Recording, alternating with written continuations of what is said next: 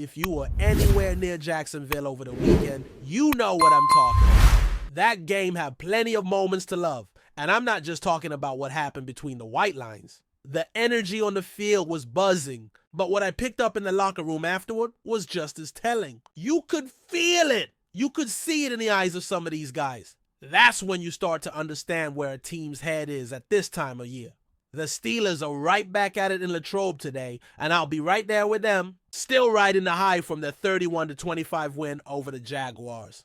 And yeah, let's be honest, the list of players who had a good night was so long I'm going to have to trim it down, or we'll be here all day. But let's start with the big boys up front, because Broderick Jones and Troy Fautanu were absolute walls at tackle. Not a single pressure given up. None. That's the kind of stat that doesn't just happen by accident, especially in the preseason when protections can be vanilla and communication isn't always perfect. These guys handled business. And how about Mason Rudolph? 9 completions on 10 attempts, 84 yards, and 3 of those throws going for 15 or more. The highlight? A laser-sharp 19-yard strike to Darnell Washington for a touchdown.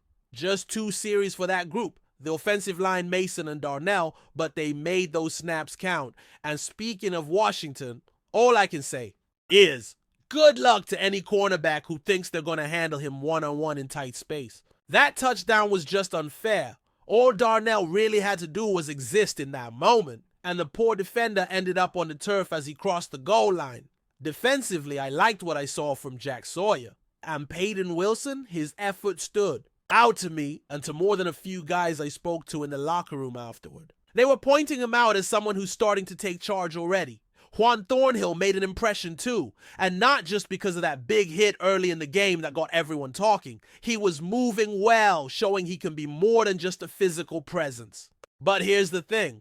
All of this happened with the Steelers keeping 19 of their 22 starters on the sidelines, plus a few other contributors. That tells you something about the depth, the energy, and the level of competition in camp right now. Now, before the preseason even started, I mentioned that evaluating the first-round pick, DeAndre Harmon, wasn't going to be easy. And sure enough, his performance against Jacksonville didn't exactly jump off the stat sheet. In fact, it didn't show up on the stat sheet at all.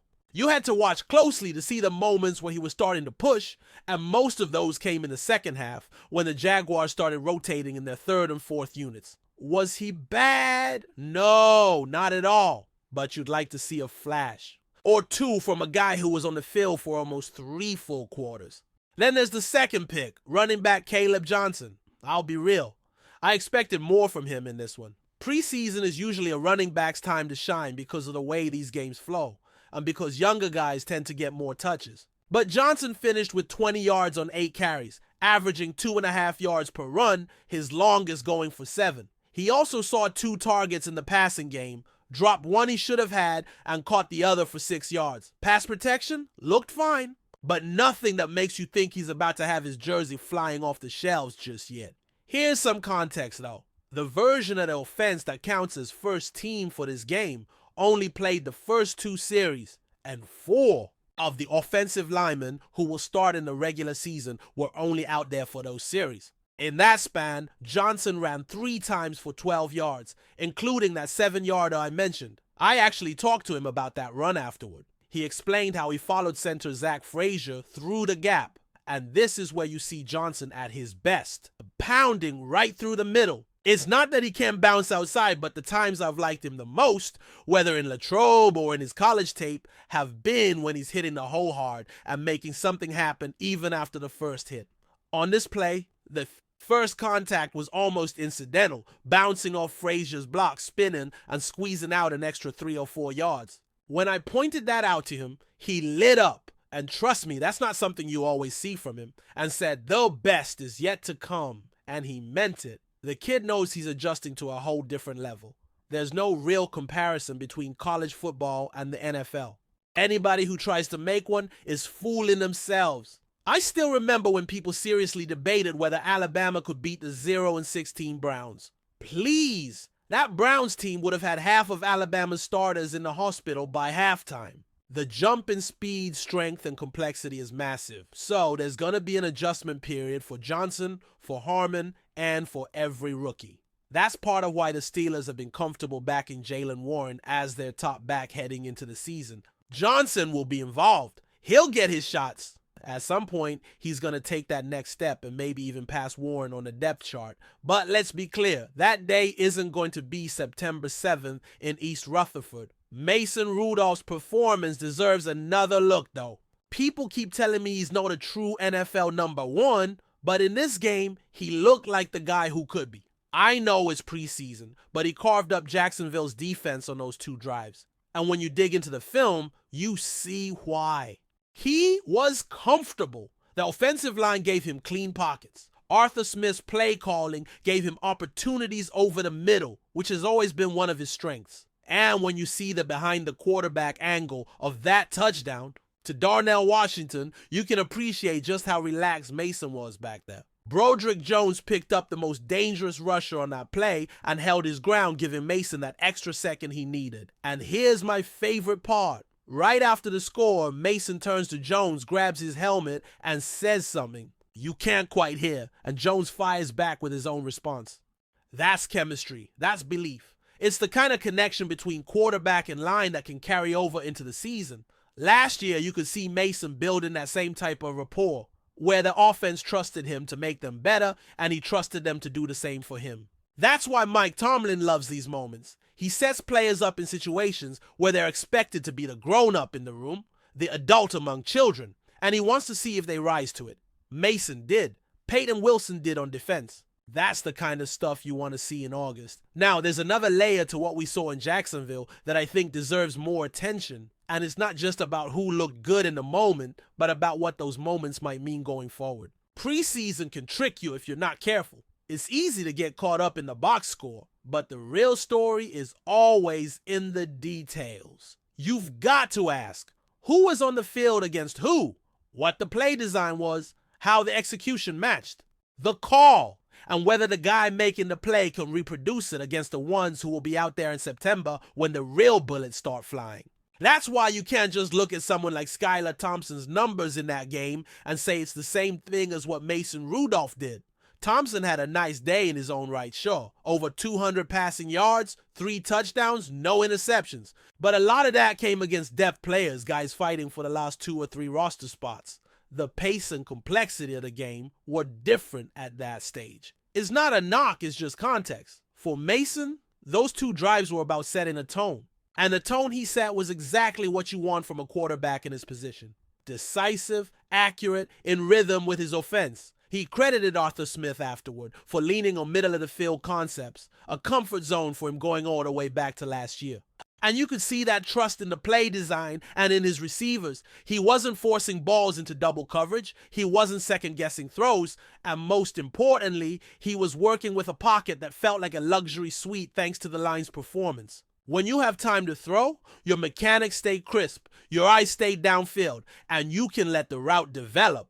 That was the difference between a check down and that perfect strike to Darnell Washington. And speaking of Washington, that touchdown wasn't just about his size and physicality. Watch the replay. His footwork off the line is quick, controlled, and his body positioning shields the defender even before the ball arrives. Once the catch is made, the cornerback is essentially just trying to survive. Washington drops his shoulder, absorbs the hit, and still powers across the goal line like it's nothing. Plays like that are why people are already imagining the kind of matchup nightmares he can create in the red zone this season. But before we dive in, don't forget to subscribe to Steelers Nation Central and hit the like button on this video. Your support helps us keep bringing you the latest updates on the Pittsburgh Steelers. And don't forget to share your thoughts on the news in the comments below. Rumors have been swirling in the NFL world about a potential new signing for the Pittsburgh Steelers, and the name McLAURIN has ignited a flurry of speculation among fans and analysts alike. Sources suggest that the Steelers might be close to securing the talented wide receiver, a move that could reshape the team's offensive dynamics. McLAURIN, known for his explosive speed and reliable hands, has been a standout player whose availability has caught the eye of multiple franchises. The whispers hint that the Steelers front office has been quietly negotiating, possibly aiming to bolster their passing game with a weapon capable of stretching defenses and creating matchup nightmares for opponents.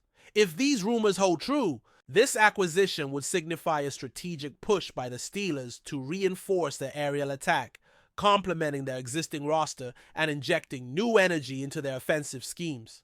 Given the team's historical emphasis on a balanced approach, McLaurin's arrival could tilt the scales towards a more aggressive passing strategy, especially with his ability to make critical catches under pressure. Although nothing is confirmed, yet the mere possibility has already sent shockwaves through the fan base, sparking debates and raising expectations for the upcoming season. Adding McLaurin to the Steelers roster could mark a significant turning point in the franchise's recent trajectory, which has been marked by a search for consistent offensive firepower. The wide receiver's potential signing aligns with the Steelers' apparent desire to diversify their offensive weapons and create more explosive plays downfield.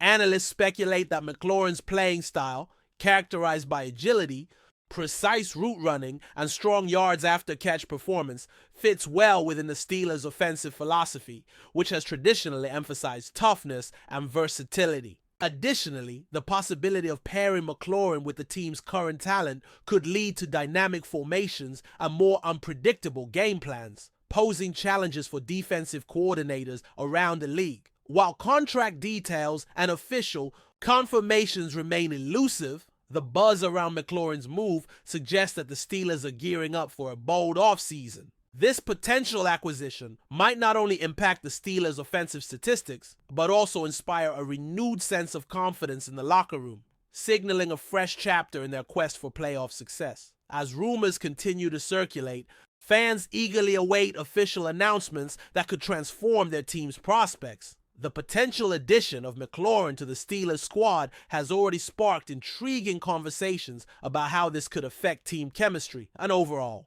performance. Observers note that McLaurin's experience and skill set would likely mesh well with Pittsburgh's coaching staff strategies, especially if the team intends to exploit his versatility in various offensive packages. Speculation centers around how the Steelers might deploy him not only as a primary receiver, but also in creative roles such as slot duties or even occasional rushing plays, adding layers to their offensive unpredictability. This could force opposing defenses to adjust their coverage schemes, potentially opening opportunities for other players and creating a domino effect in the team's offensive productivity. Furthermore, discussions highlight McLaurin's reputation for work ethic and professionalism, attributes that could enhance the team culture and provide leadership both on and off the field. While the final details are yet to emerge, insiders suggest that the Steelers see this possible signing as a strategic investment aimed at addressing past shortcomings in the receiving core. The ripple effect of bringing McLaurin on board could extend beyond the field, influencing team morale and fan engagement as the organization signals its intent to compete at a higher level. From a strategic standpoint, the rumored McLaurin acquisition raises questions about how the Steelers might adjust their draft and free agency plans moving forward. The speculation is that by securing a proven wide receiver, the Steelers could afford to focus their future resources on strengthening other areas such as the offensive line or defensive unit, balancing the overall team composition. This possible move also signals a willingness to be more aggressive in pursuing immediate impact players rather than relying solely on developing young talent. Industry insiders suggest that the front office is weighing the long-term implications of this signing, considering salary cap flexibility and team dynamics, all while navigating the competitive pressures within their division.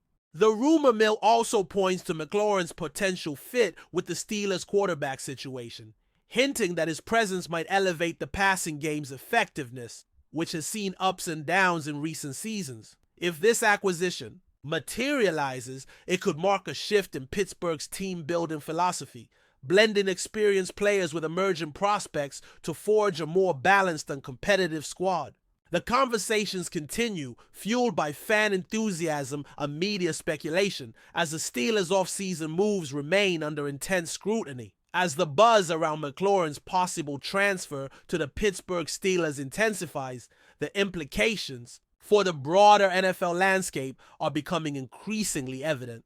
Competitors within the division and conference are undoubtedly monitoring this development closely, aware that adding such a dynamic receiver could alter the Steelers' offensive threat level significantly. The rumor has sparked debates about how rival teams might respond in terms of their own roster moves and game planning. Moreover, this potential signing highlights the ongoing trend of teams investing in versatile wide receivers to gain tactical advantages in an evolving league that increasingly favors aerial attacks. Should McLAURIN officially join the Steelers, it might also influence the team's marketability and fan engagement, driving ticket sales and merchandise as supporters rally behind what could be a transformative season. The ongoing speculation has created a narrative of anticipation and excitement, with every practice report and front office statement being dissected for clues. While confirmation remains pending, the widespread chatter about McLAURIN joining the Steelers